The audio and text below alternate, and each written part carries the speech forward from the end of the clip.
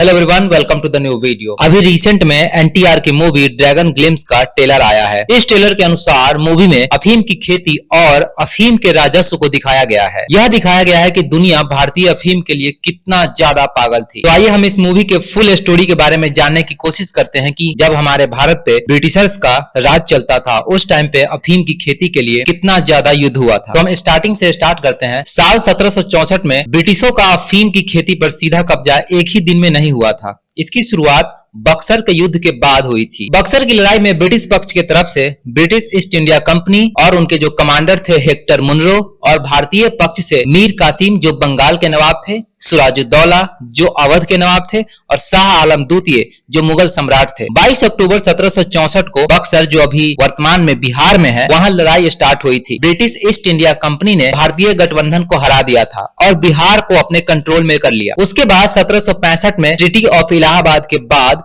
मुगल सम्राट शाह आलम द्वितीय ने कंपनी को बंगाल, बिहार और उड़ीसा की टैक्स वसूली का अधिकार दे दिया। इसका मतलब यह था कि कंपनी किसानों से टैक्स वसूल सकती थी। कंपनी खेती और व्यापार पर नियंत्रण कर सकती थी। बंगाल और बिहार में अफीम की उत्पादन पर धीरे धीरे एकाधिकार स्थापित कर लिया गया ब्रिटिश के द्वारा। ब्रिटिश अधिकारियों ने किसानों को अग्रिम पैसा यानी कि एडवांस दिया और बदले में पोस्ता यानी कि पॉपी यानी कि अफीम उगाने के लिए अनुबंधन करवा लिए। किसानों को अपनी फसल कंपनी को तय कीमत पर बेचनी पड़ती थी। कई बार किसानों के पास मना करने की बहुत कम गुंजाइश होती थी। ब्रिटिशों का साथ देने वाले कुछ स्थानीय जमींदार, कंपनी के भारतीय कर्मचारी, कुछ व्यापारी और बिचौलिए भी थे। बाद में कई भारतीय राष्ट्रवादी नेताओं ने इस नीति की आलोचना किया। अफीम सबसे ज्यादा इंडिया में अंग्रेजों के टाइम पर मुख्य क्षेत्र में बिहार, वेस्ट बंगाल अभी जो बंगाल प्रांत है, और उत्तर प्रदेश के कुछ हिस्से में उपजाई जाती थी। विशेष रूप से पटना और गाजीपुर में अफीम व्यापार और प्रसंस्करण के बड़े केंद्र थे। अब हम इसे संक्षेप में समझते हैं। तो 1764 में ब्रिटिशों ने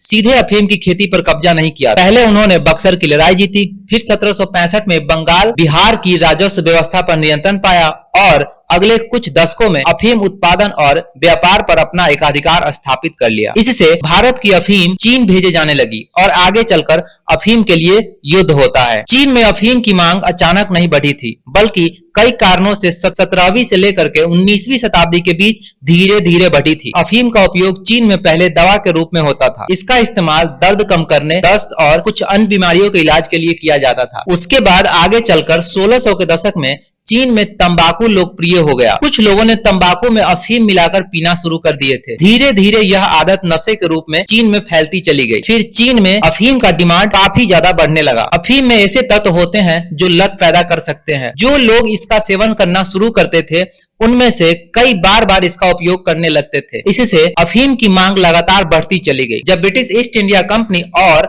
निजी व्यापारी भारत से भारी मात्रा में अफीम चीन भेजने लगे तो इसकी उपलब्धता बढ़ गई। जितनी अधिक अफीम पहुंचती उतने अधिक लोग इसके संपर्क में आते जा रहे थे। 18वीं और 19वीं शताब्दी में चीन के कुछ क्षेत्रों में गरीबी, भ्रष्टाचार और प्रशासनिक समस्याएं थी। ऐसे माहौल में कई लोग अफीम की ओर आकर्षित हो रहे थे। अफीम की मांग बढ़ती जा रही थी। 1700 के दशक में चीन में अफीम का आयात अपेक्षाकृत कम था, लेकिन 1800 के दशक के शुरुआत तक आयात तेजी से बढ़ने लगा और फिर 1830 के दशक तक ब्रिटिश व्यापारी हर साल हजारों अफीम की पेटियां चीन भेज रहे थे। और ये जो डील थी वो ब्रिटिशर्स चीन से चांदी में किया करते थे। इससे चीन से बड़ी मात्रा में चांदी बाहर जाने लगी और सरकार को चिंता होने लगा। चीन के सम्राट ने कई बार अफीम पर प्रतिबंध लगाया। विशेष रूप से लिन जेक्सु को अफीम व्यापार रोकने के लिए नियुक्त किया गया। 1839 में उन्होंने बड़ी मात्रा में अफीम जब्त करके नष्ट कर दिया। इस घटना के बाद फर्स्ट ओपियम वार स्टार्ट हो जाता है। मुद्दा यह था कि चीन में अफीम की मांग इसलिए बढ़ी क्योंकि उसका उपयोग पहले दवा के रूप में होता था, फिर धूम्रपान के रूप में लोकप्रिय हुआ, लत लगने लगी और भारत से आने वाली बड़ी मात्रा की जो अफीम थी उसे आसानी से उपलब्ध बना दिया जाता था। ब्रिटिश व्यापारियों ने इस बढ़ती मांग का लाभ उठा करके चीन में अफीम का विशाल व्यापार खड़ा कर दिया था। इससे क्या हुआ कि ब्रिटेन का व्यापार घाटे में जाने लगा। अब हम इसे समझने की कोशिश करते हैं। जब कोई देश दूसरे देश से ज्यादा सामान खरीदता है और कम सामान बेचता है तो उसे व्यापार घाटा कहते हैं। 1700 से 1800 के दशक में उस समय यूरोप में चीनी वस्तुओं की बहुत सारी मांग थी, जैसे कि चाय,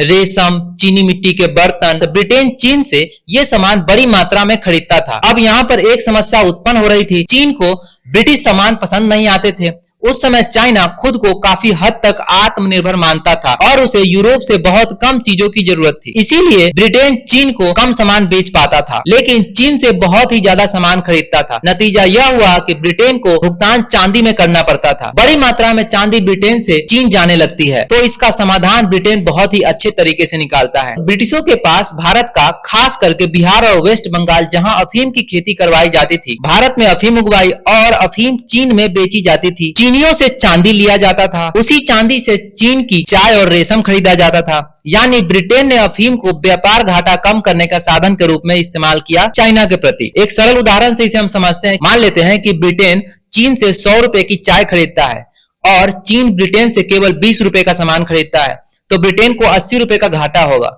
ब्रिटेन ने यह सोचा कि भारत की अफीम चीन में बेचो, चीन से 80 रुपए वापस ले लो। इस तरह उसका घाटा काफी हद तक संतुलित हो गया। चीन की सरकार ने यह देखा कि लाखों लोग अफीम के आदी हो रहे हैं और देश की चांदी बाहर जा चुकी है, सामाजिक और अर्थव्यवस्था नुकसान हो रहा है। इसीलिए चीन ने अफीम पर रोक लगाने की कोशिश करता है। जब 1839 में अफीम जब्त हुई और नष्ट की गई, तब फर्स्ट ओपियम वार स्टार्ट हुआ। ओपियम का मतलब अफीम ही होता है। संक्षेप में इसे समझते हैं। ब्रिटेन का व्यापार घाटा इसलिए हुआ क्योंकि वह चीन से चाय, रेशम और अन्य वस्तुएं बहुत खरीदता था, लेकिन चीन ब्रिटेन से सामान बहुत कम खरीदता था। इस घाटे को कम करने के लिए ब्रिटेन ने भारत में उगाई गई अफीम चीन में बेचना शुरू किया, जिससे आगे चलकर अफीम युद्धों को जन्म दिया। पहला अफीम युद्ध 1839 से लेकर के 1842 तक चला था और यह युद्ध यूनाइटेड किंगडम और चाइना के बीच लड़ा गया था। इसका मुख्य कारण चीन द्वारा ब्रिटिश अफीम व्यापारों को रोकने की कोशिश की जा रही थी। युद्ध की शुरुआत में 1839 में चीन के सम्राट ने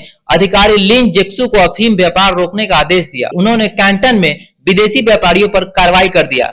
लगभग 20,000 से अधिक अफीम के बक्से जब्त कर लिए गए। जब्त अफीम को सार्वजनिक रूप से नष्ट कर दिया गया, तो ब्रिटेन ने इसे अपने व्यापारिक हितों पर हमला माना और सैन्य कार्रवाई करना शुरू कर दिया। ब्रिटेन के पक्ष में ब्रिटिश ईस्ट इंडिया कंपनी के व्यापारी, ब्रिटिश सरकार, ब्रिटिश नौसैनिक और भारत में ब्रिटिश शासन के अधीन कुछ भारतीय सिपाही काम कर रहे थे। इन सारे लोगों ने मिलकर चीन से लड़ाई लड़ी और चीन की तरफ से चीन के पक्ष में तागवाग एम्पायर थे और लिन जेक्सु थे, और चीन की क्विंग सरकार और उनकी सेना थी। ब्रिटिश नौसेना तकनीकी रूप से कहीं अधिक शक्तिशाली थी चाइना से, और ब्रिटिश जहाजों के पास आधुनिक तोपे और स्टीम शिप भी थे, लेकिन चीन की सेना और नौसेना अपेक्षाकृत बहुत ही ज्यादा कमजोर थी। ब्रिटिश सेनाओं ने चीन के कई तटीय शहरों और बंदरगाहों पर कब्जा कर लिया। 1842 तक चीन की स्थिति बहुत कमजोर हो गई थी और उसे शांति समझौता करना पड़ा। परिणाम यह हुआ कि नानकिंग की संधि हो जाती है 1842 में, और चाइना का जो हांगकांग सिटी है ब्रिटेन को सौंप दिया जाता है। चीन को विदेशी व्यापार के लिए कई बंदरगाह खोलने पड़े। चीन को ब्रिटेन को बड़ी रकम चुकानी पड़ी। कई सदियों से पूर्व एशिया की सबसे बड़ी शक्तिशाली शक्ति माने जाने वाली चीन को विदेशी ताकत के सामने हार का सामना करना पड़ा था। इससे भारत पर भी काफी ज्यादा प्रभाव पड़ा। भारत में अफीम की खेती और बढ़ाई गई। बिहार और बंगाल में अफीम उत्पादन ब्रिटिश राजस्व का बहुत बड़ा स्रोत बना। भारत से चीन जाने वाली अफीम का व्यापार और अधिक मजबूत हुआ। कई इतिहासकार पहले अफीम युद्ध को चीन के अपमान के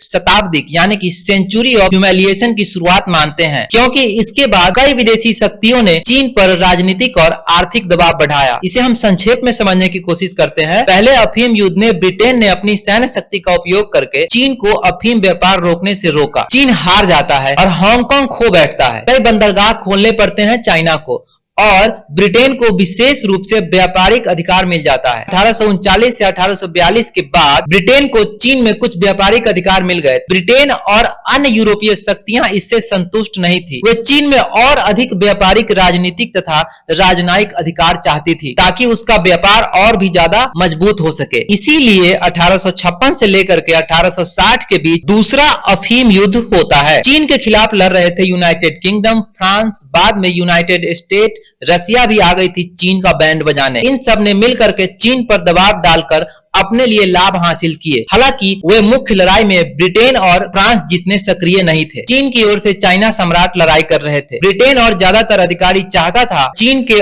और बंदरगाह विदेशी व्यापार के लिए खोला जाए और विदेशी राजदूत बीजिंग में स्थानीय रूप से रह सके, व्यापार पर लगाई गई पाबंदी हटाई जाए। इसके लिए ब्रिटेन क्या करता है, चाइना का मुंह में उंगली डालता है और ब्रिटेन ने एक जहाज एरो के मामले को बहाना बनाता है। चीन के अधिकारियों ने इस जहाज पर कार्रवाई कर देते हैं। ब्रिटेन ने दावा किया कि इसके झंडे का अपमान हुआ है और इसे युद्ध का कारण बना लेता है। वो खुद से और फिर चीन पे चढ़ाई कर देता है। एक फ्रांसीसी मिशनरी की चीन में हत्या कर दी जाती है, तो फ्रांस ने इसे हस्तक्षेप का कारण बनाया और ब्रिटेन के साथ युद्ध में शामिल हो गया। 1857 से लेकर के 1858 तक ब्रिटिश और फ्रांसीसी सेनाओं ने चीन के कई तटीय क्षेत्रों पर कब्जा कर लिया। उन्होंने महत्वपूर्ण किले और बंदरगाहों को जीत लिए। 1858 में चीन को ट्रीटी ऑफ तेंजीन मानने पर मजबूर किया गया, लेकिन बाद में चीन ने कुछ शर्तों को लागू करने से मना कर दिया। फिर 1860 में ब्रिटिश और फ्रांसीसी सेनाएं बीजिंग तक पहुंच जाती है और उन्होंने old summer palace yuan Ming yuan को लूट लिया, फिर उसे आग लगाकर नष्ट कर देते हैं। यह चीन के इतिहास की सबसे प्रतीकात्मक और दुखद घटनाओं में से एक मानी जाती है। परिणाम यह होता है कि चीन की दूसरी बड़ी हार हो जाती है और 1860 में चीन को कन्वर्टिंग ऑफ पीकिंग स्वीकार करनी पड़ती है और चीन को विदेशी व्यापार के लिए कई नए बंदरगाह खोलने पड़ते हैं। विदेशी राजदूतों को बीजिंग में रहने की अनुमति मिल जाती है। पहली बार पश्चिमी देशों के राजदूतों को बीजिंग में अस्थायी दूतावास रखने का अधिकार मिल जाता है। ईसाई मिशनरियों को चीन में यात्रा और प्रचार के अधिक छूट मिल जाते हैं। चीन को ब्रिटेन और फ्रांस को बहुत बड़ी रकम देनी पड़ती है। रसिया ने बिना बड़ी लड़ाई लड़े चीन से विशाल क्षेत्र प्राप्त कर लिया। जिस टाइम पे ब्रिटिश का राज था, भारत इस युद्ध का बहुत बड़ा आधार बना था। कई सैनिक भारत से भेजे गए थे। युद्ध के खर्च और अफीम व्यापार का संबंध भारत से जुड़ा हुआ था। बिहार और बंगाल में अफीम उत्पादन जारी रहा। चीन पर इसका सबसे बड़ा असर पड़ा। दूसरे अफीम युद्ध के बाद चीन की संप्रभुता और भी ज्यादा कमजोर हो गई।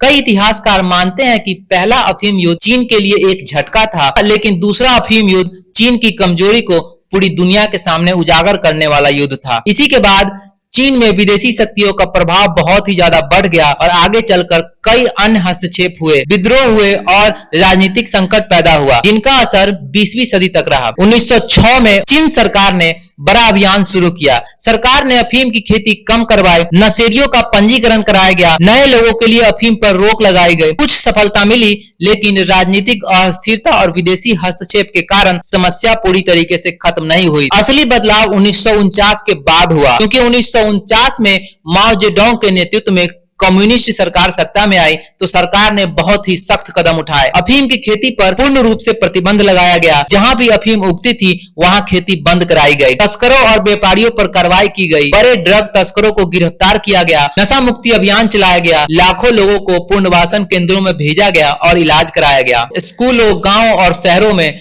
नशे के खिलाफ अभियान चलाए गए। नतीजा यह हुआ कि 1950 के दशक के मध्य तक चीन ने अफीम की समस्या को काफी हद तक समाप्त कर दिया था। यही कारण है कि आज जब चीन अपमान की सदी यानी कि सेंचुरी ऑफ ह्यूमिलिएशन की बात करता है, तो अफीम युद्धों को उसका एक बहुत बड़ा कारण माना जाता है। तो ये जो NTR की मूवी है, उसमें इसी स्टोरी को बहुत ही अच्छे ढंग से दिखाया गया है।